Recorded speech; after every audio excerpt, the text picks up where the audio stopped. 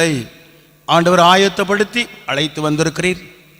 இந்த இரவிலும் இந்த ஸ்தலத்தில் இப்போது ஏறெடுக்கிற ஜெபத்திற்கு உம்முடைய செவிகள் கவனிக்கிறவைகளாக, கண்கள் காண்கிறவர்களாய் செயல்பட உம்முடைய கரத்திலே ஒப்பு கொடுத்து ஜெபிக்கிறோம். வெறுமையாக திரும்புகிற ஒரு கூட்டமாக அல்ல, நிறைவான பலனை பெறுகிற கூட்டமாக ஆண்டவர் பிள்ளைகளை மாற்ற ஜெபிக்கிறோம். இந்த இரவு ஊழியத்திலும் பாடல், செய்தி இவைகள் எல்லாவற்றையும் ஆண்டவர் எங்களுக்கு ஆசீர்வதித்து தர வேண்டும் என்று இயேசு கிறிஸ்து மூலம் ஜெபிக்கிறோம் ஜீவனுள்ள பிதாவே, ஆமேன். தேவனுடைய நாமத்துக்கு மகிமை உண்டாகவும், ஆராதனையின் ஆரம்பமாகவும் நாம் அனைவரும் எழுந்து நின்று நூற்றாண்டு கீதங்கள் ஞான கீர்த்தனை 82, ஞான கீர்த்தனை 82, பாதகன் என் வினை தீரையாம், கிருபாகரா நின் பாடு நினைந்தென்னை சேரையாம்.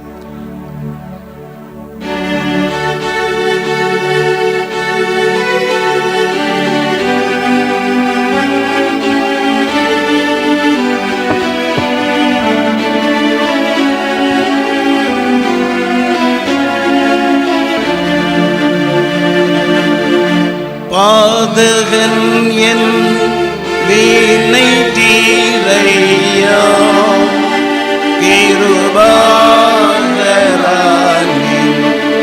பாடு நினைந்தென்னை சேரையாம், கிருபாகரானின் பாடு நினைந்தென்னை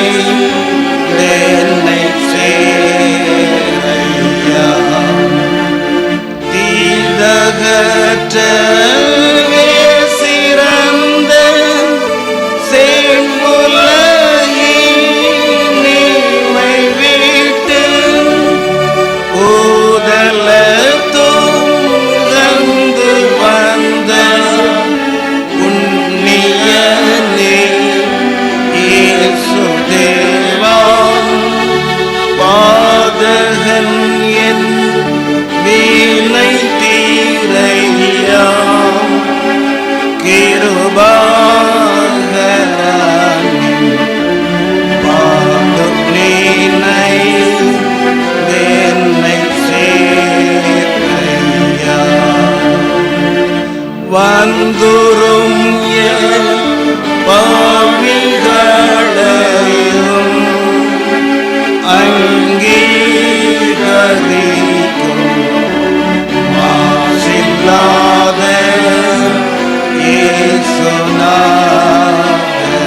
இயேசுநாதனே, அங்கீகரிக்கும் மாசில்லாத இயேசுநாதனே, உந்தன் இடம் வந்துளமே உருகியளோத மாது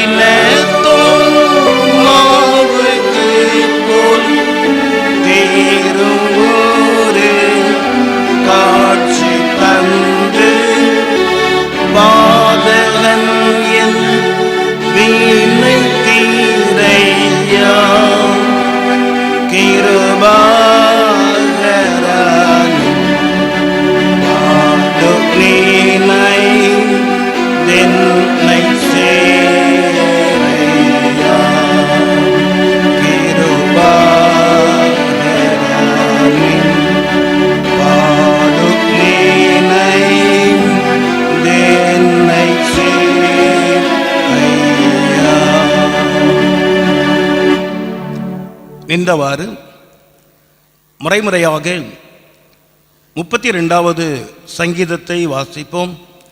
முறைமுறையாக வாசிக்க வேண்டிய சங்கீதம் 32.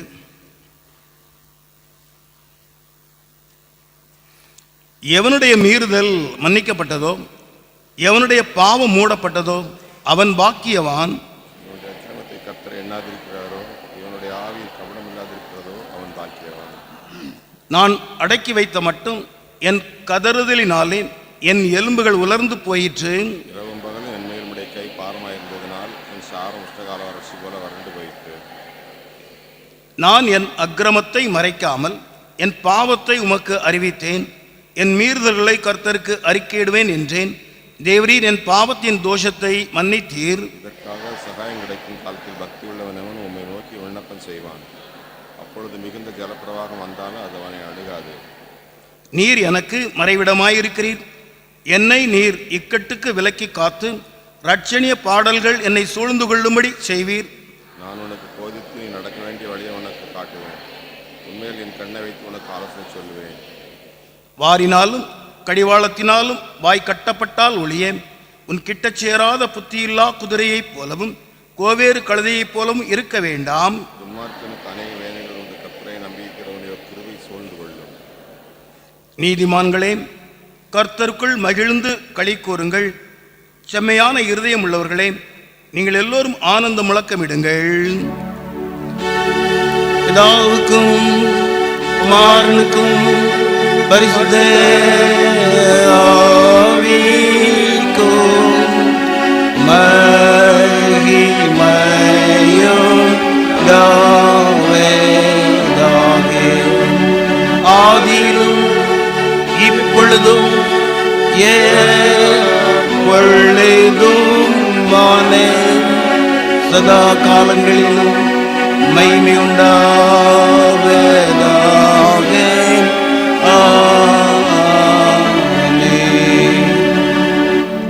அமருவோம். மீண்டும் உங்கள் யாவரையும் உள்ளத்தின் ஆழத்திலிருந்து வாழ்த்தி வரவேற்கிறோம். இந்த இரவிலும் நம் மத்தியிலே அழைக்கப்பட்டிருக்கிறேன்.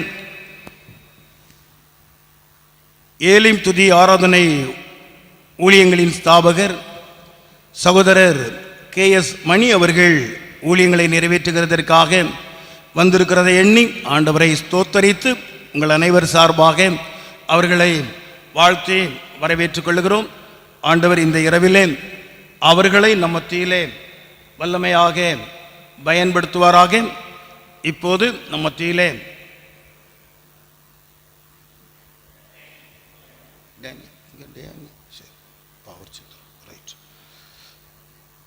இன்று இரவு நம் மத்தியிலே ஊழியங்களை நிறைவேற்றுகிறதற்காக சகோதரர் டேனி அவர்கள் பாவூர் சத்திரத்திலிருந்து வருகை தந்திருக்கிறார்கள். அவர்களை நம் அனைவர் சார்பாக வாழ்த்தி வரவேற்றுக் கொள்வோம். இப்போதே அவர்கள் நம் மத்தியிலே ஊழியங்களை நிறைவேற்றி கொடுப்பார்கள். ஆண்டவர் நம் மத்தியிலே அவர்களை வல்லமையாக பயன்படுத்துவாராக.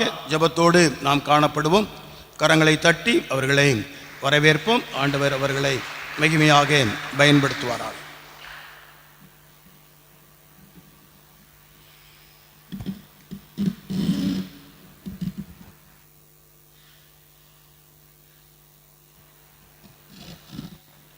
ஆண்டவராகிய இயேசு நாமத்தினாலே உங்கள் யாவருக்கும் என்னுடைய அன்பின் வாழ்த்துக்களை தெரிவித்துக் கொள்கிறேன்.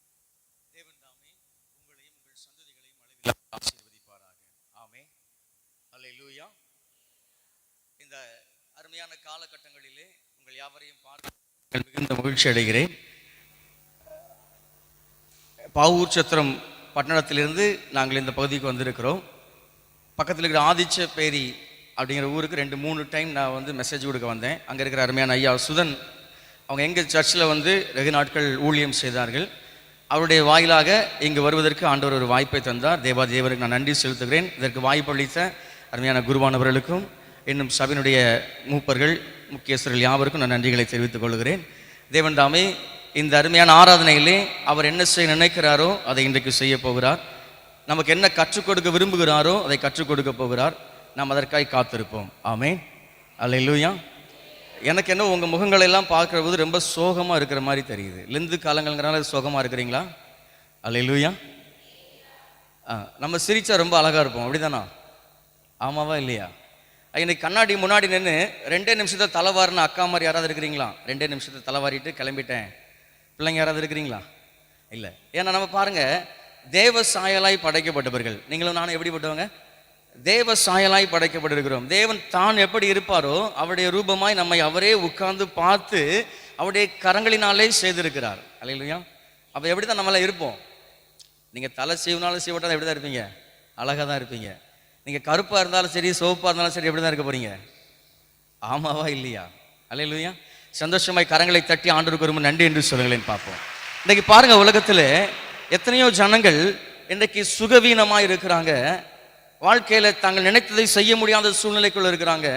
சரியான வாழ்க்கை முறை அமையாமல் இருக்கிறாங்க. இன்னும் பார்த்தீங்கன்னா வேலை கிடைக்கல, திருமண வாழ்க்கை அமையல, குழந்தை பாக்கியங்கள் இல்லை. இப்படி குறைவுபட்டவர்கள் இன்றைக்கு அநேகர் இருக்கிறாங்க. அவங்க எல்லாருக்கும் மத்தியிலையும் உங்களையும் என்னையும் ஆண்டவர் பூரணமாய் ஆசீர்வதித்திருக்கிறார். அல்லேலூயா. அப்போ நம்ம சந்தோஷமா என்ன செய்யணும்? ஆண்டவருடைய சமூகத்தில் உட்கார்ந்துருக்கணும். நீங்களும் நானும் இருக்கிற இடம் எங்க? நீங்களும் நானும் எங்கே உட்கார்ந்துருக்கிறோம்? அப்பாவுக்கு பக்கத்தில் உட்காந்துருக்கிறீங்க. அல்லேலூயா. அப்பாவுக்கு பக்கத்தில் பிள்ளை எப்படி இருக்கும்?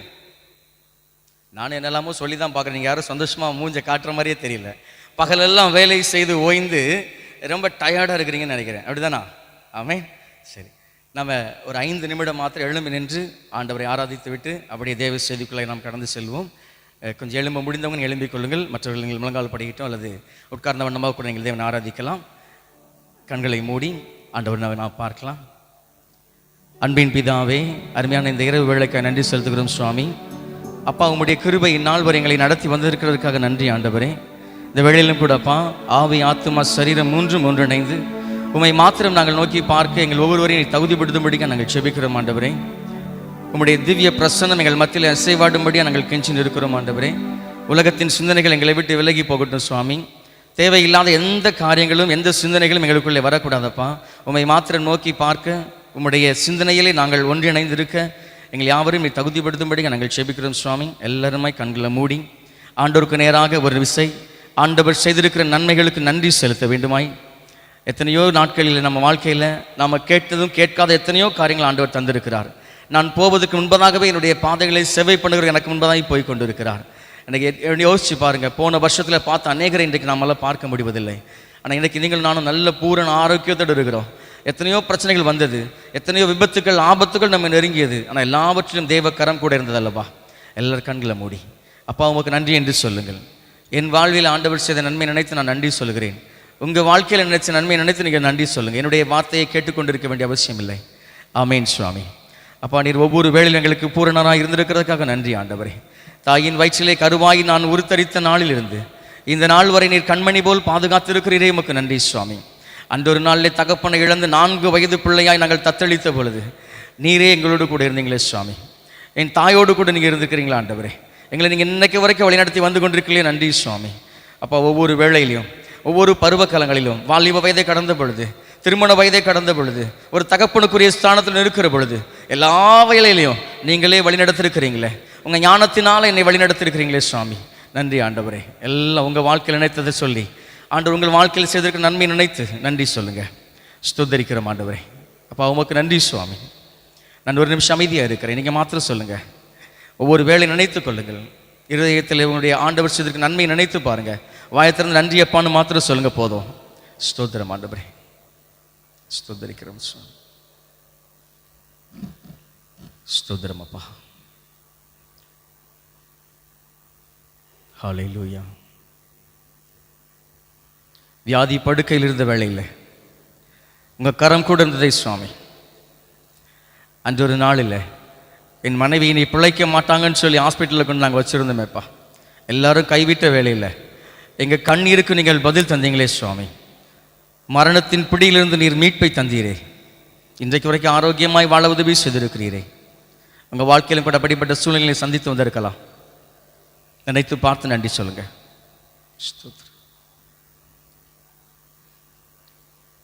மரண பள்ளத்தாக்கில் நான் நடந்த போதெல்லாம் பாதுகாத்தீரையா. மரண பள்ளத்தாக்கில் நான் நடந்த போதெல்லாம் பாதுகாத்தீரையா.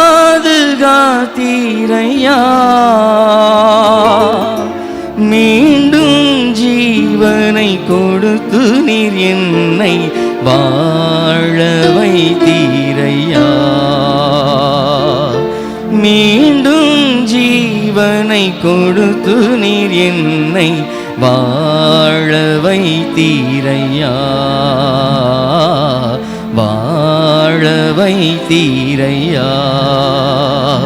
நன்றி சொல்லாமல் இருக்கவே முடியாது. பல நன்மை செய்த இயேசுவுக்கே நன்றி நன்றி நன்றி என்று சொல்லி நான் துதிப்பேன். நாள்தோறும் போற்றுவேன். நாள்தோறும் போற்றுவேன். எத்தனையோ நன்மைகளை என் வாழ்வில் செய்தாரே, ஏராளமாய் நன்றி சொல்வேன். எத்தனையோ நன்மைகளை என் வாழ்வில் செய்தாரே, ஏராளமாய் நன்றி சொல்வேன். அத்தனையும் நினைத்து நினைத்து நான் துதிப்பேன். ஆண்டவரை போற்றுவேன். அத்தனையும் நினைத்து நினைத்து நான் துதிப்பேன். ஆண்டவரை போற்றுவேன். ஆண்டவரை போற்றுவேன். நன்றி சொல்லாமல் இருக்கவே முடியாது. பல நன்மை செய்த இயேசுவுக்கே நன்றி நன்றி நன்றி என்று சொல்லி நான் துதிப்பேன். நாள்தோறும் போற்றுவேன். நாள்தோறும் போற்றுவேன். ஆமாம் ஆண்டவரே, நீர் செய்த நன்மைகள் நினைத்து நான் நன்றி சொல்லுறப்பா. இங்கே யாரெல்லாம் உண்மையாக இருதயத்தை திறந்து இருதயத்தின் ஆழத்திலிருந்து நீங்கள் செய்த நன்மைகளுக்காக நன்றி செலுத்தினாங்களோ அவங்க வாழ்க்கையில் இன்றைக்கு தெய்வம் புதிய காரியங்களை கட்டளையிட போகிற கிருபைக்காக நன்றி சுவாமி. அவங்க வாழ்க்கையில் இதுவரை இருந்த குழப்பங்கள், பிரச்சனைகள், பாடுகள் எல்லாவற்றையும் மாற்றி போட போகிற கிருபைக்காக நன்றி ஆண்டவரே. ஒவ்வொருவரையும் பெயர் பெறாய் தொட்டு இருக்கிறதுக்காக நன்றி சுவாமி. நம்ம ஒரு விஷயம் நம்ம ஆண்டவத்தில் கேட்க போகிறோம். பல வேளைகளில் உங்களுக்கும் எனக்கும் வருகிற சந்தேகம் என்ன தெரியுமா? நான் சரியாய் ஆலயத்துக்கு போகிறேன், சரியாய் ஜெபிக்கிறேன், என் மன சாட்சிக்கும் ஆண்டவருக்கும் விரோதமாக நான் ஒரு பாவமும் செய்ததில்லை, பிறனுக்கு விரோதமான எந்த காரியத்தையும் செய்ததில்லை, நம்பிக்கை துரோகத்தை செய்ததில்லை, யாருக்கும் தீங்கிழைக்க வேண்டும் நான் நினைத்ததே கிடையாது. ஆனால் என் வாழ்க்கையில் மட்டும் இணைய இந்த ஆசீர்வாதம் எல்லாம் தடையாக இருக்குது. எத்தனையோ முறை நம்ம கேட்டிருக்கிறோம். ஆண்டவர் சொல்கிற காரியம் என்ன தெரியுமா? உலகத்தின் தெய்வங்களைப் போல் அல்ல நீங்களும் நானும் ஆராதிக்கிற தெய்வம். இன்றைக்கு அவர் பரிகாரங்களை விரும்புகிறவர் அல்ல, நம்முடைய இருதயத்தை தான் ஆண்டவர் விரும்புகிறாரு. ஒரு விஷயம் ஆண்டவரை கேளுங்க, அப்பா, ஒருவேளை நீ தருகிற ஆசீர்வாதத்தை நான் பெற்றுக்கொள்ள முடியாதபடிக்கு உமக்கும் எனக்கும் இடையிலே தடையாக இருக்கிறது என்ன சுவாமி? ஒருவேளை பாவம் என்று தெரியாமலே நான் ஒருவேளை செய்து கொண்டிருக்கிறேனோ? நான் ஒருவேளை இது என்ன செய்திட போகுது, இதெல்லாம் அப்படி ஒன்றும் பெரிய விஷயங்களே நினைத்து கொண்டு செய்து கொண்டு இருக்கிறேனோ, இல்லை எந்த இடத்துல நான் தவறுகிறேன்னு எனக்கு தெரியலையே அப்பான்னு கேளுங்க. இன்றைக்கு ஆண்டவர் நிச்சயமாக இதை சொல்ல போகிறாரு. இந்த லெந்து நாட்களில் ஆண்டவருடைய பாடுகளை நாம் தியானித்து கொண்டிருக்கிறோம். இந்த நாட்கள் எதற்காய் கொடுக்கப்பட்டிருக்கிறது தெரியுமா? திருச்சபையெல்லாம் ஏன் கொடுக்கப்பட்டிருக்கிறது தெரியுமா? நாம் இன்னும் ஆண்டவரோடு கிட்டி சேரும்படியாய், நம்ம இன்னும் பரிசுத்தப்படுத்திக் கொள்ளும்படியாய், நாம் ஆண்டவருக்கு விரோதமாய் ஆண்டவருக்கு நமக்கு இடையில தடையாக இருக்கிற பாவத்தை நம்ம குறைத்து கொள்ளவும், அதெல்லாம் நம்ம விட்டு விடவும், ஆண்டவரோடு நெருங்கி சேரவும் தான் இந்த நாட்கள் தரப்பட்டிருக்கிறது. ஆக இந்த வேளை யாரும் உதாசீனமாக எண்ணிராதீங்க, யாரும் சும்மா இருந்துடாதீங்க. கண்களை மூடி ஆண்டவரை மாத்திரம் நோக்கி பாருங்க. என் வாழ்வில் நான் செய்து கொண்டிருக்கிற பாவம் என்னன்னு கேளுங்க. ஆண்டவர் நிச்சயமாக இன்றைக்கு வெளிப்படுத்துவார். இருதய பலகை திறந்து காட்டுங்க. அறிக்கை செய்கிற எல்லாருக்கும் ஆண்டவர் இன்றைக்கு ஆறுதலை தரப்போகிறார்.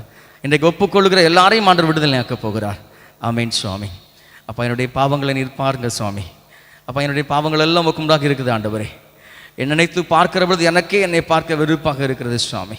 நான் வேதம் வாசிக்கிறேன், ஜெபிக்கிறேன், பிரசங்கம் பண்ணுகிறேன், பாடல் பாடுகிறேன், எல்லா இடத்துக்கும் நான் சாட்சியாக போகணும்னு நினைக்கிறேன். ஆனால் எனக்குள்ள இருக்கிற அந்தரங்கமான காரியங்கள் அநேகம் இருக்கிறது சுவாமி. நினைத்து பாருங்க, ஆண்டவர்கிட்ட சொல்லுங்க. ஆமேன் ஆண்டவரே, எங்களை மன்னிங்கப்பா, எங்களை மன்னிங்க சுவாமி. கண்மூடி ஆண்டவரை நோக்கி பார்த்து இதயத்தின் ஆழத்தில் இருந்து, ஒருவேளை நாளைக்கு பார்த்துக்கலாம், நாளை கழிச்சு பார்த்துக்கலாம் நினைக்காதீங்க. இந்த ராத்திரியை கடப்பது உங்களுக்கும் எனக்கும் தெரியாது. நாளைய தினம் பிறக்கிறது நீங்களும் நானும் அறிவதில்லை. ஆண்டவர் மாத்திரமே அறிவார். கல்வாரியிலே ஆண்டவர் காயப்பட்டவராய் தொங்கிக் கொண்டிருந்த வேளையிலே உடனிருந்த 2 திருடர்கள், ஒருவன் அவரை உதாசீனப்படுத்தினான், ஆனால் இன்னொருவன் இவரையே மேசியா என்று அறிந்து கொண்டான். அவன் கேட்டான், பாருங்க அப்பா, என்னை மன்னித்துங்க சுவாமி, என்னுடைய பாவங்களை நீ மன்னிங்க ஆண்டவரேன்னு கேட்டான். ஆண்டவர் அன்றைக்கு அவனுக்கு மன்னிப்பை கொடுத்தாரு. அப்படிப்பட்ட ஒரு தருணத்தில் இன்றைக்கு நீங்களும் நானும் இருக்கிறோம் என்று நினைத்து பாருங்கள். ஸ்தோத்திரம் ஆண்டவரே. எங்கள் இருதயத்தை திறந்து ஆண்டவரே நாங்கள் கொடுக்கிறோம் சுவாமி. நாங்கள் செய்திருக்கிற பாவத்தை எங்களுக்கு சொல்லுங்கப்பா. நாங்கள் தவறுகிற காரியங்கள் எங்களுக்கு சொல்லுங்க ஆண்டவரே. இன்றைக்கு நாங்கள் விட்டு விடுகிறோம் அப்பா.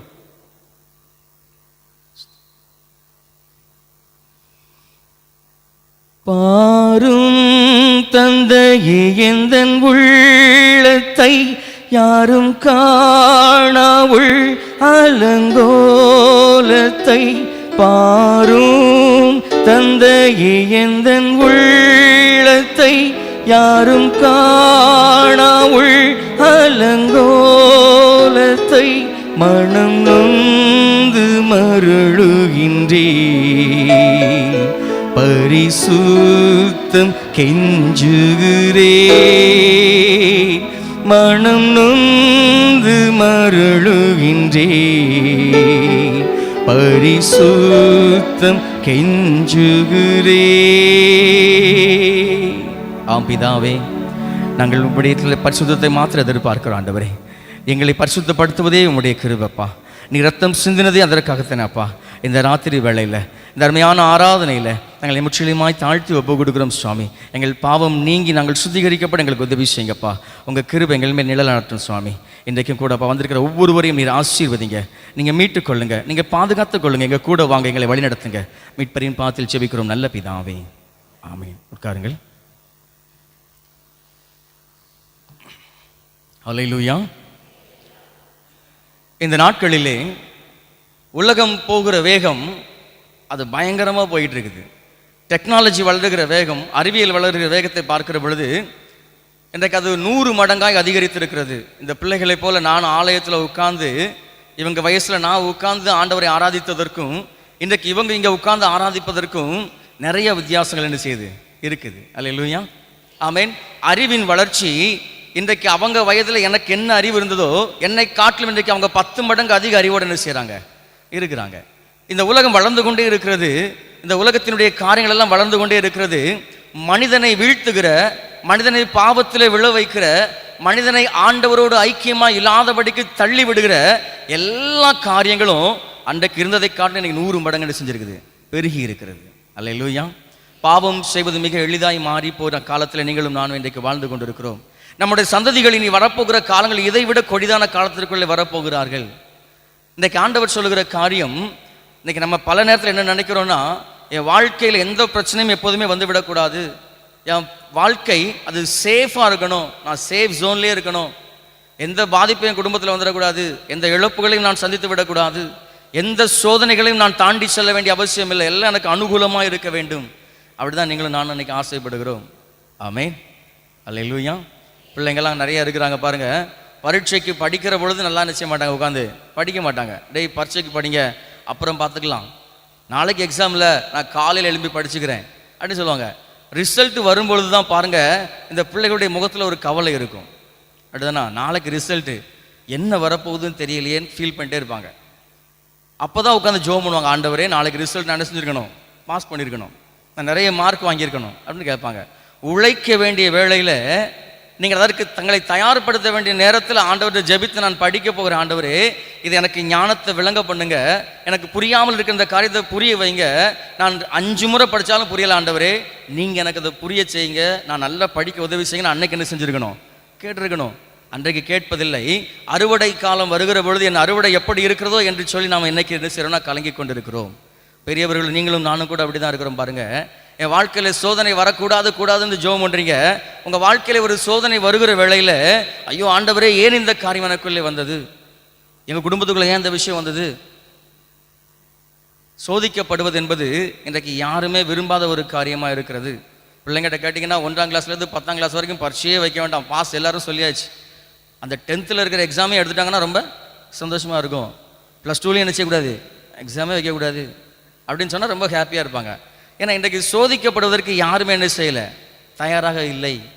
இந்த லெந்து நாட்களிலே இந்த காலகட்டங்கள் தரப்பட்டிருப்பதற்கான முக்கியமான நோக்கமே நம்மை நாமே தற்பரிசோதனை செய்து கொள்ள வேண்டும். இன்னைக்கு உலகத்தோட உலகமாக தான் வாழ்ந்து கொண்டிருக்கிறோம். உலக ஜனங்களை நம்ம தவிர்த்து நம்மளால் வாழ முடியாது, உறவுகளை தவிர்த்து நம்மளால் போக முடியாது. பாவ மனிதர்களுக்கு மத்தியில் தான் நீங்களும் நானும் வாழ முடிகிறது, வாழக்கூடிய சூழ்நிலையில் இருக்கிறோம். ஆனாலும் அவர்களுடைய பாவத்தில் நீங்களும் நானும் என்ன செய்யக்கூடாது, விழுந்து விடக்கூடாது. ஒருவேளை நான் அப்படி போயிருக்கிறேன் என்றால், நான் பாதை மாறி போயிருக்கிறேன்னா என்னை நான் திருத்திக் கொள்வதற்கு, என் பாதையை மாற்றிக்கொள்வதற்கு, என் தேவனை நோக்கி நான் வருவதற்காகவே இந்த காலங்களை ஆண்டவர் நமக்கு தந்திருக்கிறார். அல்லேலூயா, ஆமென். ரொம்ப சீரியஸாக எல்லாருமே கேட்டுட்டு இருக்கிற மாதிரி தெரியுது. ஆமென். ஆமாம், ஆண்டவர் இன்றைக்கு நாத்திரிகள் அதுதான் சொல்லியிருக்காரு பாருங்க. சோதிக்கப்படுவது நமக்கு தேவையான ஒரு காரியம். அநேகர் என்கிட்ட கேட்பாங்க, நான் ஒரு இன்ஸ்டியூட் வச்சு நடத்திட்டு இருக்கிறேன், என்கிட்ட வரக்கூடிய பையங்கள்லாம் பார்த்தீங்கன்னா ரொம்ப பெரிய பசங்களாக இருப்பாங்க, +2 காலேஜ் பிஇ எல்லாம் முடிச்சுட்டு வருவாங்க. அப்போ அவங்க கூட நம்ம சில விஷயங்களை பகிர்ந்து கொள்கிற பொழுது ஆண்டவரை பற்றி நாங்கள் சொல்லிக் கொடுப்போம். சொல்லுகிற பொழுது அவங்க நிறைய கேள்வி கேட்பாங்க. அப்போ அழகாக ஒரு மாணவன் என்கிட்ட என்ன கேட்டான்னா, சார் உங்கள் ஆண்டவர் வந்து இவ்வளோ வல்லமை உள்ளவர்னு சொல்கிறீங்க, அவர் இவ்வளோ பராக்கிரமசாலின்னு சொல்கிறீங்க, இவ்வளோ அற்புதத்தை செஞ்சுருக்காரு, இவ்வளோ அடையாளத்தை செஞ்சுருக்காரு சொல்கிறீங்க, இந்த சாத்தானை ஏன் விட்டு வச்சிருக்கிறாருன்னு கேட்டான். அல்லேலூயா. அவனை அவர் ஒரே அடியாக முடிச்சு விட்டார்னா நீங்கள் தான் பாவமே பண்ண போகிறது இல்லையே. அல்லேலூயா. அந்த பையன் என்கிட்ட கேட்ட கேள்வி பாருங்க. இப்போ சாத்தானே இல்லை, அப்போ நம்மளாம் பாவம் செய்யாமல் இருப்போம்னு நினைக்கிறீங்களா? செய்ய மாட்டோம், அப்படி தானே? ஆமாவா இல்லையா? எதுக்குமே பதில் சொல்ல மாட்டேங்கிறீங்க. அல்லேலூயா. பாருங்க, சோதனை என்று ஒன்று இருக்க வேண்டும். சோதனைக்காரர் என்று ஒருவர் இருந்தால்தான் நீங்கள் எப்படிப்பட்டவர்கள், எவ்வளவு தகுதியுடையவர்கள் என்று உங்கள் தகுதியை நீங்கள் வெளியே கொண்டு வர முடியும். ஆமென். ஒரு பரீட்சை வச்சா தான் யார் நல்லா படித்தா யார் நல்லா படிக்கலன்னு தெரியும். ஒரு உடற்தகுதியை காமிச்சாதான் இந்த வேலைக்கு இவங்க ஃபிட் ஆவாங்களா இல்லையான்னு கண்டுபிடிக்க முடியும். ஒன்றுமே இல்லை, சோதனையே இல்லை, ஒன்றுமே கிடையாதுன்னா உண்மையான பொருளை கண்டுபிடிக்க முடியாது. தகுதியுள்ள பாத்திரங்களை நினைச்ச முடியும், நம்மளால கண்டுகொள்ள முடியும். அது தேவன் இன்றைக்கு பாருங்க, உங்களை நம்மை தாயின் வயிற்றிலே படைத்திருக்கிறார், மனிதனாய் படைத்திருக்கிறார். மனிதனாய் பிறந்த எவனும் ஆதாம் ஏவாள் செய்த பாவத்தினாலே ஜென்ம சுவாபத்திலேயே பாவம் என்ன செய்தது, அது கலந்திருக்கிறது. அந்த பாவத்திலிருந்து நம்மை விடுவிக்கவும் நம்மை அவருடைய ராஜ்யத்துக்குள்ளே சேர்த்து கொள்ளவுமே ஆண்டவராக இயேசு கிறிஸ்து இந்த உலகத்திலே வந்தார், தன் ஜீவனை கொடுத்தார், தன் ரத்தத்தை சிந்தி நம்மை மீட்டு கொண்டார். ஆமென். அல்லேலூயா. இன்னைக்கு சாத்தானா நசுக்கப்பட்டிருக்கிறான், சாத்தானுக்கு வல்லமை இழந்திருக்கிறான் அப்படிங்கிற விசுவாசம் இன்னைக்கு பல வேளை நமக்குள்ள குறைந்து போகிறதுனால தான் மீண்டும் பாவ வாழ்க்கைக்குள்ளே நாம் போகிறோம். ஏன்னா அந்த பாவ வாழ்க்கையின் சுவாபம் ஜென்மத்திலேயே நம்முடைய உடம்புல என்ன செய்யுது, இருக்கிறது, ஜென்ம சுவாபத்திலேயே இருக்கிறது. அப்போ இன்றைக்கு சோதனை வருகிற பொழுதுதான் நம்மை ஆண்டவருக்கு முழுவதாய் நாம் பரிசுத்தமாய் காட்ட முடியும், பரிசுத்தமுள்ள பாத்திரங்களை நாம் விளங்க முடியும். இன்றைக்கு வேதத்திலிருந்து நான் ஒரே ஒரு மனிதனை குறித்து நான் சொல்லி நான் கடந்து சொல்ல ஆசைப்படுகிறேன். வெகு விரைவாக நான் முடித்து விடுகிறேன். இன்றைக்கி பாருங்க, யோபுவை பற்றி நம்ம எல்லாருக்கும் நன்றாய் தெரியும். யோபு எப்படி இருந்தாலும் பாருங்க, ஒரு நாளிலே தேவ சன்னிதானத்திலே இன்றைக்கு பிசாசானவன் ஆண்டுக்கு முன்பதாய் போய் நிற்கிறான். ஆண்டவர் கேட்கிறார், என் தாசனாகிய யோபுவின் மீது நீ கண் வைத்தாயோ அப்படின்னு ஒரு கேள்வி கேட்கிறாரு. அப்போ அவன் சொல்ற காரியத்தை பாருங்க. யோபு 1ஆம் அதிகாரம் அவருடைய 10வது வசனத்தை ஒரு வாசியுங்கள்.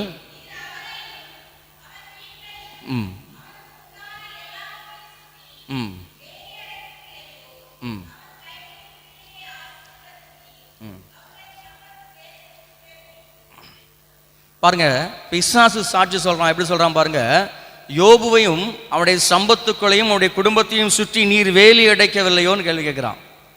ஆண்டவர் நீ பார்த்தியோ கண் வைத்தாயோன்னு கேட்கிறாரு. அவன் என்ன சொல்றான் பாருங்க, மற்ற யாரா இருந்தாலும் சரி, நான் கண் வச்ச உடனே அவன் குடும்பத்துக்குள்ள என்ன செஞ்சிருவேன், இறங்கிடுவேன். அவன் எதை நன்மை என்று நினைக்கிறானோ அதை அவன்கிட்ட நான் எடுத்துருவேன். அவன் எது பலம் என்று நினைக்கிறானோ அதை நான் முற்றிலுமா தகர்த்து போட்டுருவேன். ஆனால் இவங்கிட்ட என்னால் போக முடியல. காரணம் என்ன, நீர் அவனை என்ன செஞ்சிருக்கிறீர், வேலி அடைத்து பாதுகாத்திருக்கிறீர் அப்படின்னு சொல்றான். இன்னைக்கு அந்த வாழ்க்கை தான் நீங்களும் நான் எதிர்பார்க்கிறோம். அல்லேலூயா. என் குடும்பத்தை ஆண்டவர் வேலி அடைத்து பாதுகாக்க வேண்டும். யாரு மனித கண்களோ இல்லை பிசாசுடைய நாச மோசங்களோ என் குடும்பத்தில் என்ன செய்யக்கூடாது, நெருங்கக்கூடாது. குடும்ப ஜெபம் எத்தனை வீட்டில் பண்றீங்க? குடும்ப ஜெபத்தில் கடைசியாக சொல்லக்கூடிய விஷயம் என்ன? எங்கள் அம்மா ஜெபம் பண்ணும்போது கடைசி முடிக்கும் போது சொல்லுவாங்கன்னா, எங்கள் குடும்பத்தை சுற்றி என்ன செய்யுங்க, உங்கள் தூதர்களை காவலாக வைங்க ஆண்டவரே, மனிதர்களுடைய நாச மோசங்களோ எந்த காரியமும் என்ன செய்யக்கூடாது, நெருங்கக்கூடாது அப்படின்னு சொல்லி ஜெபம் பண்ணுவாங்க. அல்லேலூயா. அப்போ பாருங்க, நாம் வேலி அடைக்கப்பட்ட வாழ்க்கை வாழ வேண்டும் என்று தான் விரும்புகிறோம். ஆண்டவர் சொல்கிறாராம், யோபு ஏன் வேலியடிக்கப்பட்டிருந்தான், அவன் எப்படிப்பட்டவனாக இருந்ததுனால ஆண்டவர் அப்படிப்பட்ட ஒரு பாதுகாப்பு கொடுத்தாருன்னா, யோபு 1ஆம் அதிகாரம் அவருடைய 8வது வசனத்தை ஒரு வாசியுங்கள். கர்த்தர் சாத்தானை நோக்கி, என் தாசனாகிய யோபின் மேல் கவனம் வைத்தாயோ, உத்தமனும் சன்மார்க்கனும் தேவனுக்கு பயந்து பொல்லாப்புக்கு விலகிறவனுமாகிய அவனை போல பூமியில் ஒருவனும் இல்லைன்னு சொன்னாராம். அல்லேலூயா. அவன் எப்படி இருந்தானா பாருங்க, உத்தமனும் சன்மார்க்கனும் பொல்லாப்புக்கு எப்படிப்பட்டவனா இருந்தானா, விலகுகிறவனா இருந்தானா. இன்னைக்கு பொல்லாப்பை பார்த்தீங்கன்னா எது சண்டை போடுறவங்க நம்ம நிறைய பேர் இருக்கிறோம். பொல்லாங்கனை குறித்தால் அவங்க நமக்கு எரிச்சல் அடைகிறோம். அவங்க எப்படி இதை சொல்லுவாங்க, அவங்க எப்படி இதை செய்வாங்கன்னு நம்ம சண்டைக்கு நிற்க ரெடியாக இருக்கிறோம், கேள்வி கேட்பதற்கு ரெடியாக இருக்கிறோம். நம்ம எப்படி இருந்தானா பாருங்க, பொல்லாங்கை குறித்து பொல்லாப்பை குறித்து விலகுனா, உத்தமனாக இருந்தான், சன்மார்க்கனாக இருந்தான். அதனால தான் ஆண்டவர் அவனை வேலி அடைக்கிறார். அல்லேலூயா, ஆமென். இன்றைக்கு நம்மையும் நம்முடைய குடும்பத்தையும் ஆண்டவர் வேலி அடைத்து பாதுகாக்க வேண்டும் என்றால், நீங்களும் நானும் யோபுவை போல உத்தமர்களாய் வாழ வேண்டும், சன்மார்க்கர்களாய் வாழ வேண்டும், பொல்லாங்குக்கு விலகி இருக்க வேண்டும். அப்படி நீங்கள் நான் இருக்கிற பொழுது நிச்சயமாக ஆண்டவருடைய பாதுகாப்பு நம்ம கூட என்ன செய்யும், இருக்கும். இருந்து பாருங்களேன். நீங்கள் நிறைய காரியத்தை பார்க்குற பொழுது நமக்கு யாராவது ஒருத்தர் ஒரு தப்பு செஞ்சிட்டாங்கன்னா நம்ம அதுக்கு பதிலாக 2ஆக செஞ்சால் தான் நமக்கு என்ன செய்யுது, தூக்கமே வருது. இல்லையா? ஒரு வார்த்தை தப்பாக பேசிட்டாங்கன்னா கூட 4 வார்த்தை நம்ம என்ன செஞ்சிருந்தோம். நீங்களாம் ரொம்ப நல்லவங்களா இருக்கீங்கன்னு நினைக்கிறேன். அல்லேலூயா. அல்லேலூயான்னு நல்லவங்கன்னு சொன்னால் ஒன்று ஆமேன்னு சொல்லுங்கள், இல்லைன்னா இல்லைன்னு சொல்லுங்கள். கவனிங்க, எங்கள் வீட்டு பக்கத்தில் ஒரு அம்மா இருந்தாங்க. எங்கள் வீட்டுக்கு பக்கத்தில் நாங்கள் ஆதியில் வீடு கட்டும்போது அவங்க வீடு எங்கள் வீடு மட்டும்தான் பக்கத்தில் இருந்துச்சு. இப்போ ஒரு 50 வீடு சுற்றி வந்துருச்சு. அப்போ ரொம்ப நெருக்கமாக இருப்பாங்க இல்லையா, ரொம்ப ரொம்ப க்ளோஸாக இருப்பாங்க.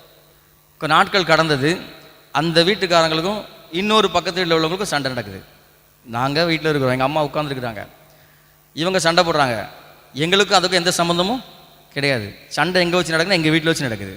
அல்லேலூயா. சரியான சண்டை, முடியை பிடிச்சி வளைச்சி போட்டு அடிக்கிறாங்க. ஆதி கிறிஸ்தவர்கள், பரம்பரை கிறிஸ்தவங்க, அவங்களாம் பயங்கரமான கிறிஸ்தவர்கள். இப்போ எங்கள் அம்மா யாருக்கு சப்போர்ட் பண்ணுறது? அல்லேலூயா. நிறைய நேரத்தில் இந்த மாதிரி சூழ்நிலை சந்தர்ப்பம் நமக்கும் வரும். நமக்கு அதுக்கு சம்மந்தமே இருக்காது. யாரோ சண்டை போடுவாங்க, கடைசியில் பழியும் பாவத்தையும் யார் மேலே தூக்கி போடுவாங்க? உங்கள் மேலே தூக்கி போடுவாங்க. 2 பேருமே எங்கள் அம்மாட்ட பேச மாட்டாங்க. அல்லேலூயா. ஏன்னா நீங்கள் என்ன செய்யலை, எனக்கு சப்போர்ட் பண்ணலை, எனக்கு உதவி செய்யலை அப்படின்னு சொல்லி சொன்னாங்க. நாட்கள் கடந்தது, எங்கள் அம்மா அப்படியே பேசலேன்னு சொல்லிட்டு போயிட்டே இருப்பாங்க. ஒரு நாள் திருவிருந்து ஆராதனையில் ஒரு பிரசங்கம் நடக்கிறது. உங்களுக்கு யார் மேலேயாவது உங்களுக்கு பகை உணர்வோ இல்லை எரிச்சலோ இருக்குன்னா முதல்ல அவங்ககிட்ட போய் என்ன செய்யுங்க, ஒப்புரவாகுங்கள். அதற்கு பின்பு இந்த பந்தியில் என்ன செய்யுங்க, முழங்கால் போடுங்க அப்படின்னு பிரசங்கம் பண்ணுறாரு. எங்கள் அம்மாவுக்கு அது கொஞ்சம் கஷ்டமாயிடுச்சு. எங்கள் அம்மாவுக்கு வயசு இப்போ 75 வயது. இந்த பிரசங்கத்தை அவங்க கேட்கும்போது எங்கள் அம்மாவுக்கு ஒரு 67 வயது இருக்கும். அப்படி செய்கிறாங்கன்னா வந்தாங்க, என்கிட்ட கேட்டாங்க, டேய் நான் அந்த பொம்பளைகிட்ட போய் என்ன செய்ய போகிறேன், பேச போகிறேன், என்ன சொன்னாலும் பரவாயில்ல அப்படின்னு எங்கள் அம்மா போனாங்க. நானும் சரிம்மா ஏதோ நடக்க போகுது அப்படின்னு வெயிட் பண்ணி பார்த்துட்டு இருக்கிறோம். எங்கள் அம்மா போய் அவங்க வீட்டு வாசல் அப்படி காலை வச்சுட்டு அக்கா அப்படின்னு இருக்காங்க. தண்ணியை கூட எங்கள் அம்மா நேரத்தில் ஊற்றிருச்சு. அல்லேலூயா. பாருங்கள், உலகம் அப்படி தான் செய்யும். ஆனால் ஆண்டவரை நம்புகிற, ஆண்டவர் என்னுடைய பிதாவாக இருக்கிறார், நான் அவருடைய பிள்ளையாக இருக்கிறேன் நம்புகிறவங்க, என் குடும்பத்தை ஆண்டவர் வேலை அடைக்க வேண்டும் என்று விரும்புகிறவர்கள் இப்படிப்பட்ட சூழ்நிலையும் எதிர்பார்க்க வேண்டும். அவங்க என்ன செஞ்சாலும் பரவாயில்ல, நான் ஒப்புரவாக ரெடியாக இருக்கிறேங்க. நீங்கள் என்ன செய்யணும், காட்டணும். ஆமென். அல்லேலூயா. அதுதான் சன்மார்க்கனாய் விளங்குவது. இன்றைக்கி யோபு அப்படி தான் இருந்தான் பாருங்க. அதனால தான் அவனுடைய குடும்பத்தை ஆண்டவர் வேலை அடைத்தார். எங்கள் குடும்பத்தை பார்த்தீங்கன்னா திரும்ப திரும்ப எங்களே சொல்ல நினைக்காதீங்க, எனக்கு தெரிஞ்சதை நான் கூட சொல்ல முடியும் இல்லையா. எனக்கு 4 வயதாக இருக்கிற பொழுது என் தகப்பன் மரித்து போனார். எனக்கு ஒரு தம்பி இருக்கிறான், அவனுக்கு 1.5 வயசு. எங்கள் அம்மாவுக்கு 32 வயதில் என் தகப்பன் மரித்து போனார். தாயும் தகப்பனும் வாழ்ந்த நாட்கள் 4 வருஷம் தான். 28 வயதில் எங்கள் அம்மாவுக்கு திருமணம். 32வது வயதில் என் தகப்பன் மரித்து போனார். 2 சின்ன பிள்ளைங்களை வைத்து இளம் விதவையாக இந்த உலகத்தில் எங்கள் அம்மா இருந்தாங்க. எங்கள் அம்மாவுக்கு ஆண்டவரை பற்றி ஒன்றுமே தெரியாது. எங்கள் அம்மா ஒரு பூரண இந்து குடும்பத்தை சார்ந்தவர்கள், பெரிய குடும்பம், 13 பிள்ளைகள். எங்கள் அம்மா 10வது பிள்ளை, பெரிய குடும்பம். எங்கள் தாத்தா ஒரு பெரிய சாமி ஆடக்கூடிய ஆள், ஊருக்கு நாட்டாமல் விபூதியெல்லாம் போடுவார் அவர். எல்லோரும் வருவாங்க, நான் பார்த்துருக்குறேன். அப்படிப்பட்ட குடும்பத்திலேருந்து வந்தவங்க. ஆண்டவர்னா யாருன்னே எங்கள் அம்மாவுக்கு தெரியாது. ஆனால் என் தகப்பன் பரம்பரை கிறிஸ்தவர். திருமணம் முடிந்த உடனே எங்கள் அம்மாவுக்கு யார் தான் சொல்லி கொடுத்துருக்கணும் ஆண்டவரை குறித்து? எங்கள் அப்பா சொல்லி கொடுத்துருக்கணும். அவர் சொல்லிக் கொடுக்கவே இல்லை. ஏன்னா அவர் பண்டிகை கிறிஸ்தவர். அல்லேலூயா. ஆமாம். எங்கள் தாத்தா கேட்டிஸ்ட் 35 வருஷம் ஒரு சர்ச்சுக்கு உபதேசியாராக இருந்தாங்க. எங்கள் தாத்தா, அவர் பிள்ளை எங்கள் அப்பா சர்ச்சுக்கு பண்டிகைகளுக்கு மாத்திரமே வருவார். ஆமென்.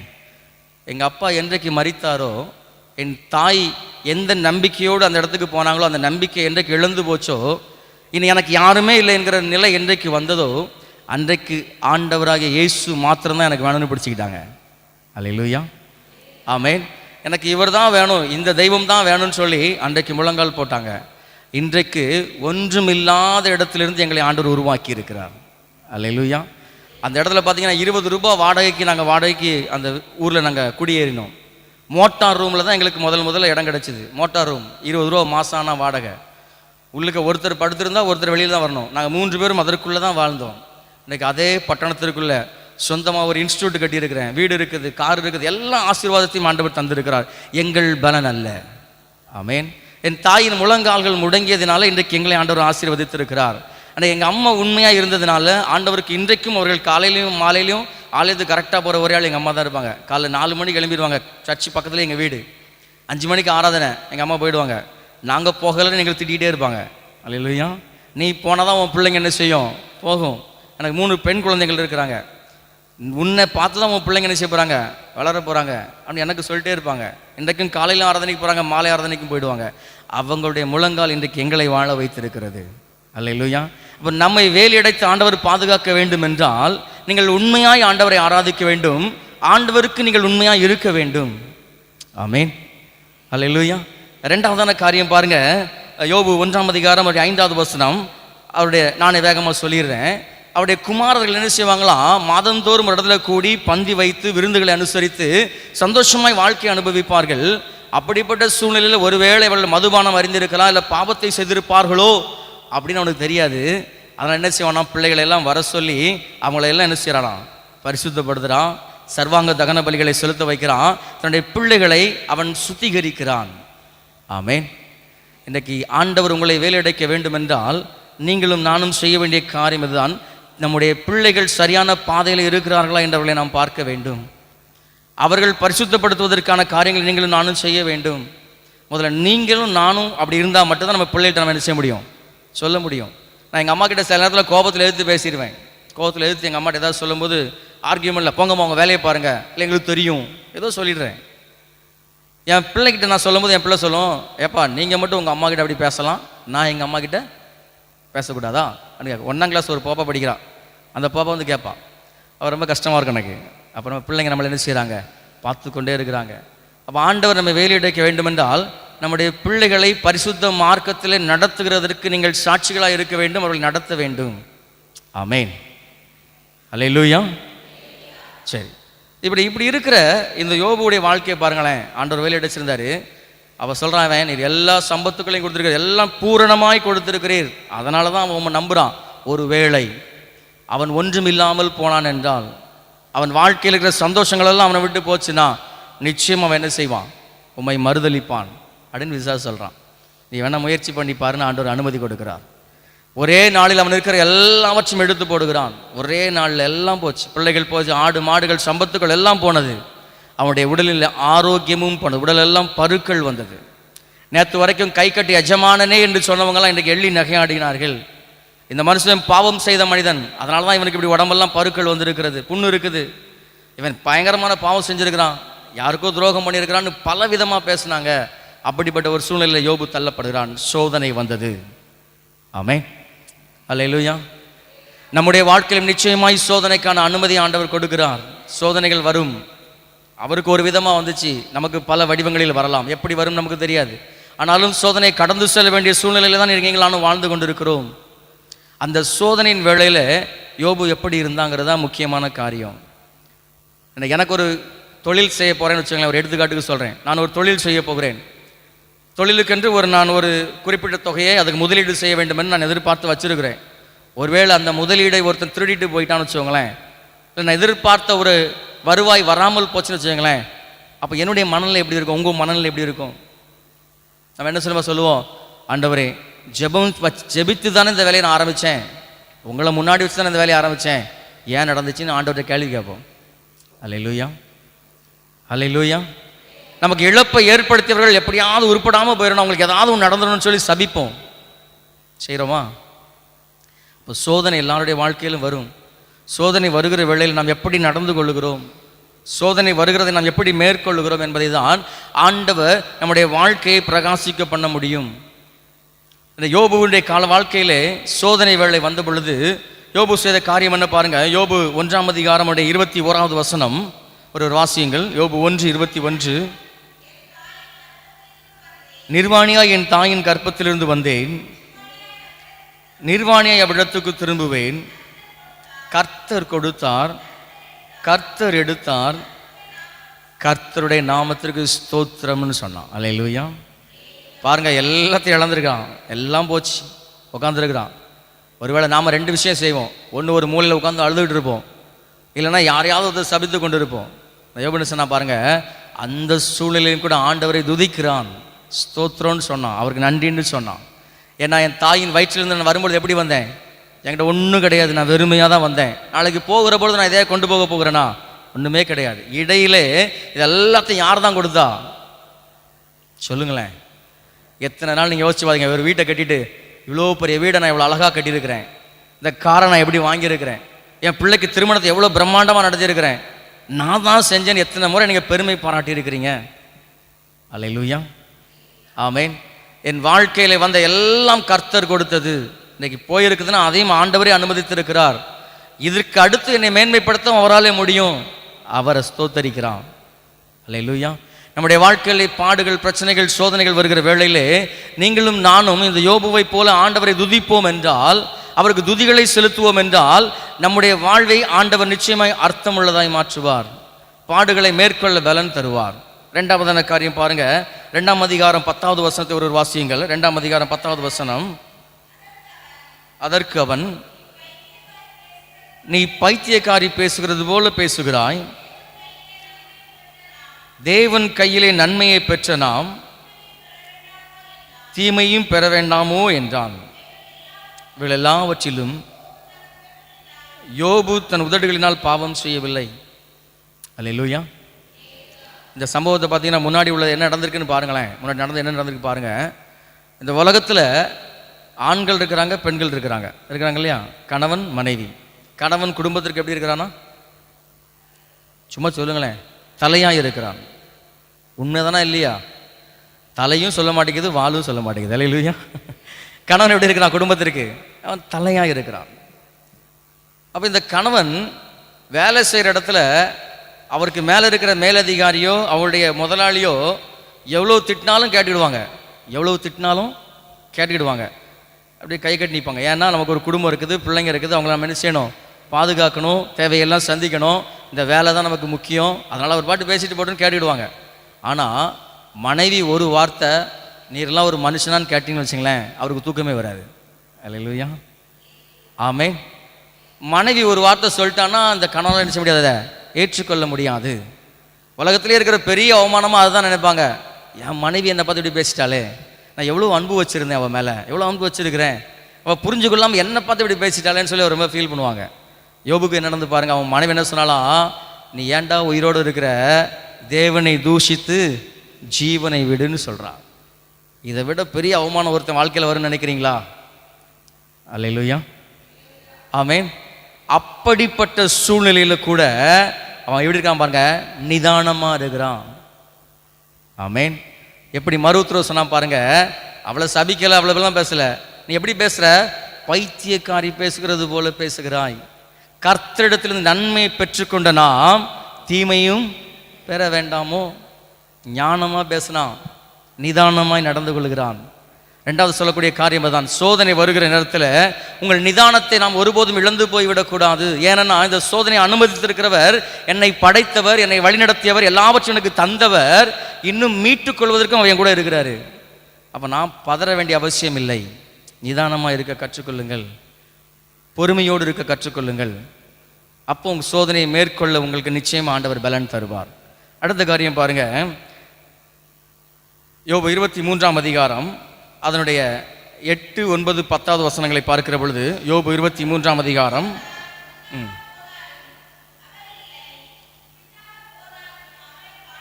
ம் ம் ம்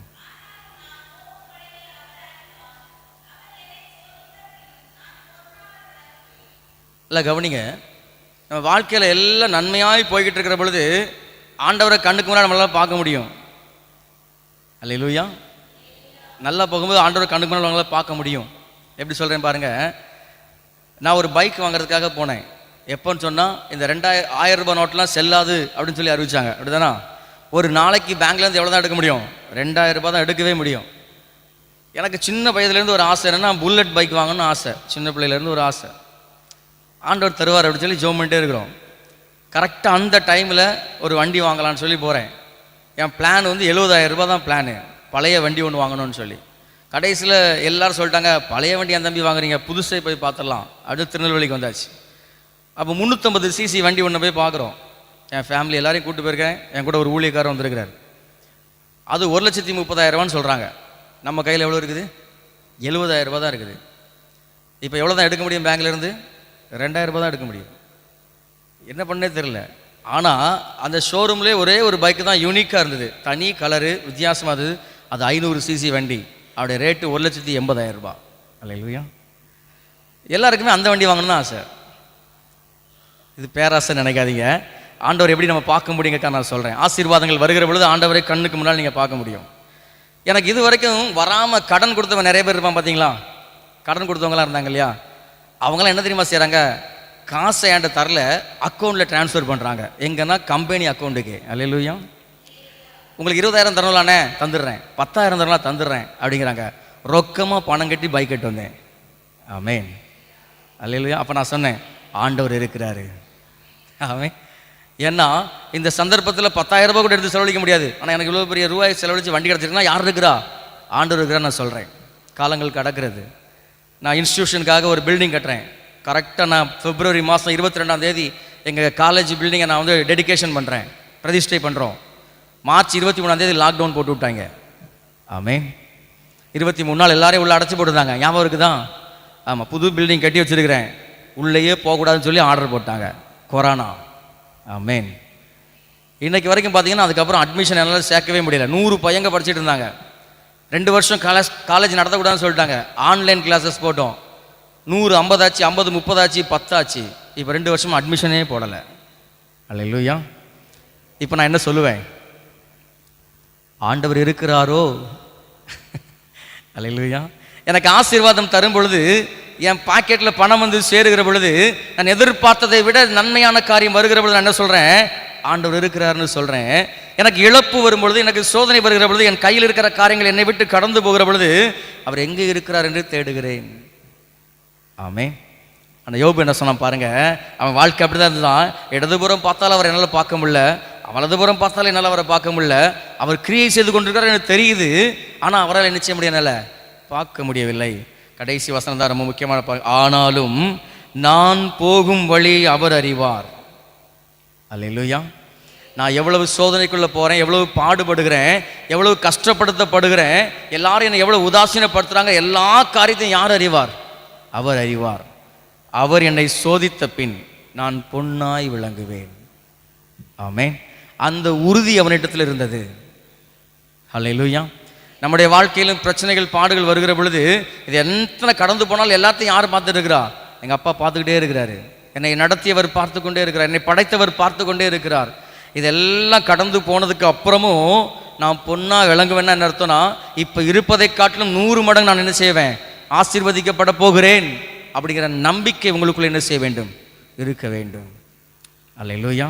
கடைசியாக ஒரே ஒரு காரியத்தை சொல்லி நான் முடிக்கிறேன். கடைசி காரியம் பாருங்க. அவருடைய நண்பர்கள் ஒரு 3 பேர் வராங்க. முன்னாடி ஒரு 6-7 அதிகாரத்தில் அவங்க எப்படி சொல்றாங்களா பாருங்க. ஆறுதல் படுத்தும்படியாக, இவனுக்கு ஏதாவது ஆறுதலை சொல்லுவோமே, நம்முடைய நண்பன் அல்லவா, சிறு வயதில் நம்முடைய நண்பனாக இருக்கிறான், பல காரியங்கள் நம்ம உடன்பட்டு இருக்கிறோம். இன்றைக்கு அவன் எல்லாவற்றையும் இழந்து இருக்கிறான், ஆரோக்கிய குறைபாட்டோடு இருக்கிறான். நம்ம அவனுக்கு ஆறுதல் சொல்லுவோன்னு சொல்லி 3 பேர் வராங்க. முன்னாடி உள்ள வசனத்தை நீங்கள் அந்த அதிகாரங்கள்லாம் நீங்கள் பொறுமையாக வாசித்து பாருங்கள். முதல்ல ஆரம்பிக்கும் போது சூப்பராக ஆரம்பிச்சிருக்காங்க. ஆறுதல் சொல்கிறது போல தான் ஆரம்பிச்சிருக்கிறாங்க. போக போக போக உனக்கு இது வந்திருக்குன்னா சும்மா என்ன செய்யாது, வராது.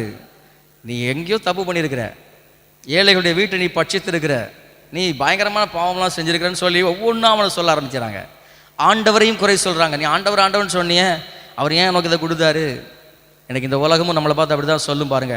நீங்கள் நல்லா இருக்கும்போது, உயரத்தில் இருக்கிற பொழுது, நீங்கள் வல்லவர்களாக இருக்கிற பொழுது, நீங்கள் எந்த தப்பு செஞ்சால் கூட உங்களை மாதிரி ஆள் இந்த உலகத்தில் இல்லை, சூப்பர்னு சொல்லுவாங்க.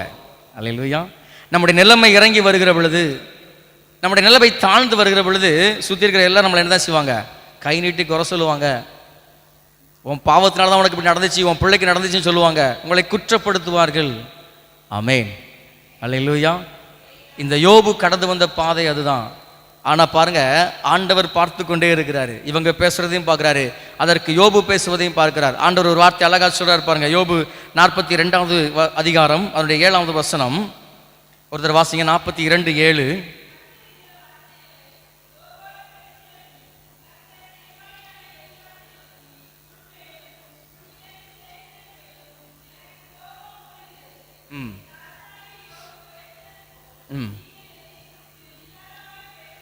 உங்கள் நண்பனாகிய யோபு பேசினது போல, என் தாசனாகிய யோபு பேசினது போல நீங்கள் என்ன செய்யலாம்?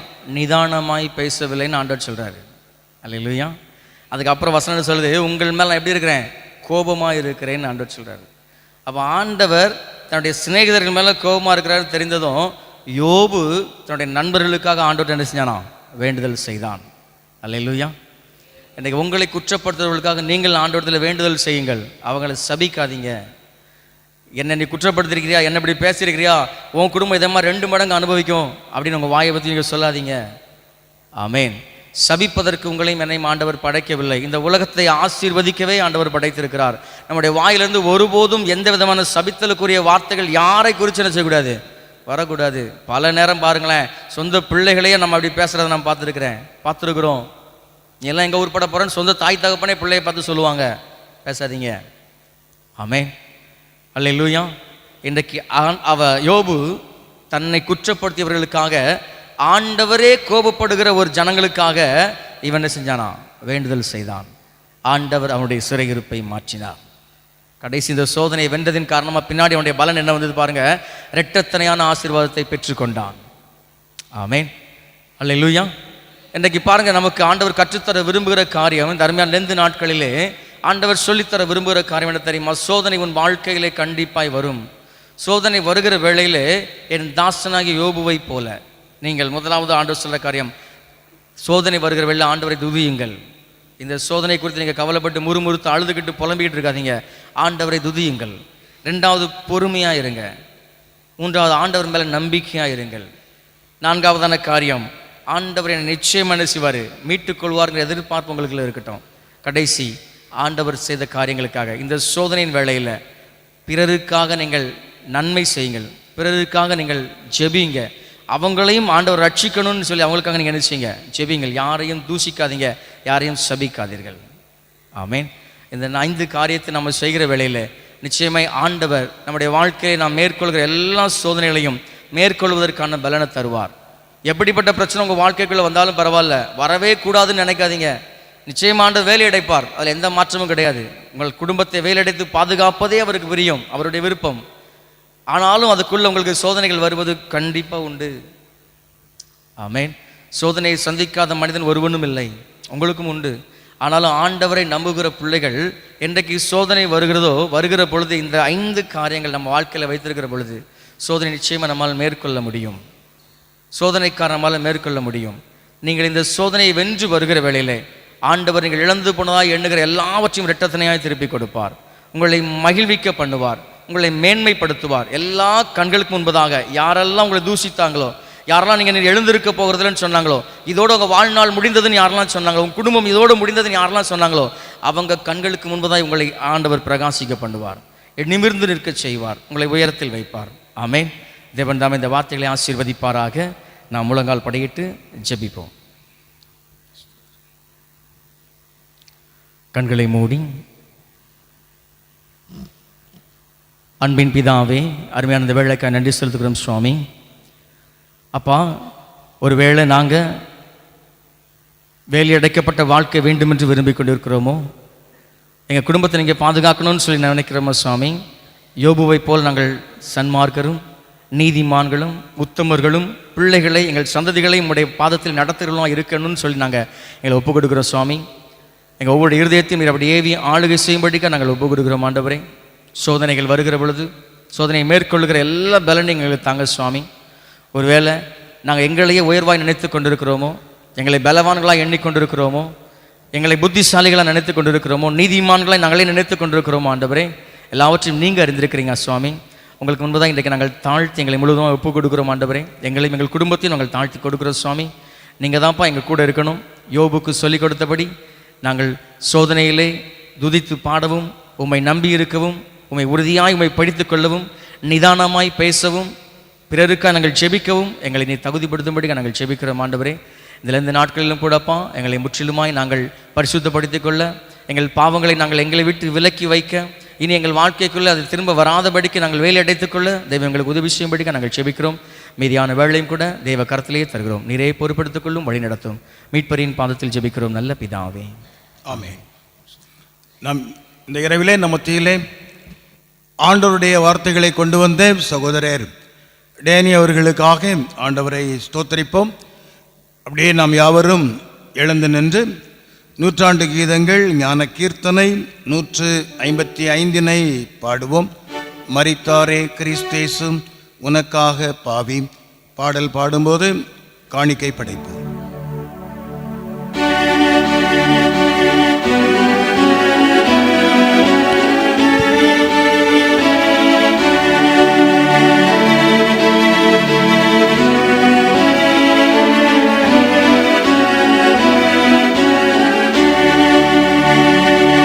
மரித்தாரே கிறிஸ்தேசு உனக்காக பாவி உனக்காக பாவி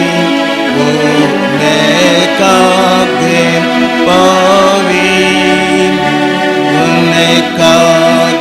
பாவி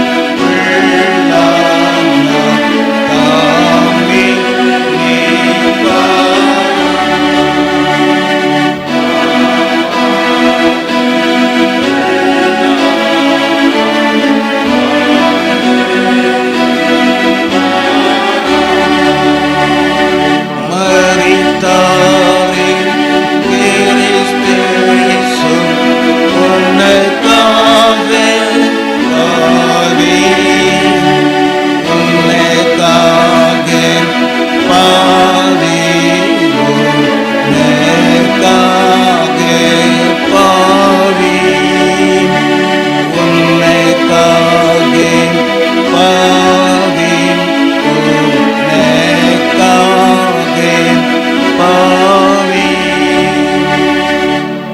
என்றவாறு தலைகளை தாழ்த்தி ஜெபம் செய்வோம்.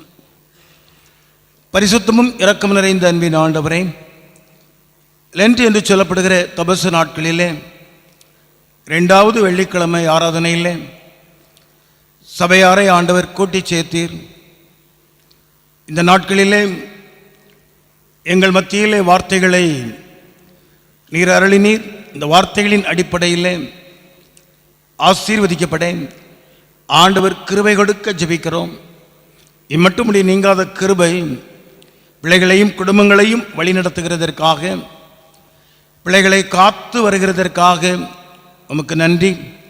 இனிமேலும் ஒவ்வொரு நாளும் பிள்ளைகளோடும் குடும்பங்களோடும் உம்முடைய வழிநடத்துகிற கரம் இடைபடவும், பிள்ளைகளை வழிநடத்தவும், உம்முடைய கண்களை பிள்ளைகள் மேல் வைத்து ஆலோசனை அருளவும் ஜெபிக்கிறோம். தேர்வு நாட்கள், இந்த தேர்வு நாட்களிலே தேர்வுக்காக ஆயத்தப்படுகிற பிள்ளைகளுக்காக ஜெபிக்கிறோம். குதிரை யுத்த நாளுக்காக ஆயத்தமாக்கப்படும். ஜெயமோ கர்த்தரால் வரும். நிறைந்த ஞானம், அறிவு, விவேகம் கல்விமானின் நாவை கொடுத்து ஞாபக சக்தியை அருளி செய்து நிறைந்த மதிப்பெண்களை பெறத்தக்கதாக ஆண்டவர் பிள்ளைகளை ஆசீர்வதிப்பீராக. வியாதியோ பலவீனமோ சுகவீனமோ இந்த காலகட்டங்களிலே பிள்ளைகளை தொடாத வண்ணம் நீர் பிள்ளைகளை அவைகளுக்கு மறைத்து காத்துக்கொள்ள ஜபிக்கிறோம். வந்திருக்கிற அருமையான ஒவ்வொரு பிள்ளைகளுக்காக ஜபிக்கிறோம், குடும்பங்களுக்காக ஜபிக்கிறோம். மீதியான இரவிலும் சமாதானத்தோடு கூடிய நல்ல நித்திரையை கொடுத்து ஆண்டவர் பிள்ளைகளை பாதுகாத்து ஆசீர்வதிக்க ஜபிக்கிறோம். நாளைய தினம் அந்த நாளுக்கான புதிய கிருபைகளை வெளிப்படுத்தும். படைக்கப்பட்ட காணிக்கைகளை உம்முடைய பரிசுத்த கண்கள் காணும் வண்ணம் வைத்திருக்கிறோம். பிரதிபலனுக்காகவே எதிர்பார்த்திருக்கிறோம். வானத்தின் பலகணிகளை திறந்து இடங்கொள்ளாமற் போக மட்டும் இவைகளை நீர் ஆசீர்வதிக்க வேண்டும் என்று இயேசு கிறிஸ்து மூலம் ஜெபிக்கிறோம் ஜீவனுள்ள பிதாவே. நம்முடைய கர்த்தராகிய இயேசு கிறிஸ்துவினுடைய கிருபையும் பிதாவாகிய தேவனுடைய அன்பும் பரிசுத்த ஆவியானவருடைய அந்யோன்ய ஐக்கியமும் நம்மனைவரோடு கூட எப்போதைக்கும் இருப்பதாக. நான் உம்மை பற்றி இரட்சகர் வீண் வெட்கம் அடையேன். பேரன்பை கூறி தாண்டவம் நான் சாட்சி சிலுவை அண்டையில் நம்பி வந்து நிற்கையில் பாவப்பாரம் நீங்கி வாழ்வடைந்தே. எந்த நேரமும் எனதுள்ளத்திலும் பேரானந்தம் பொங்கி பாடுவேன்.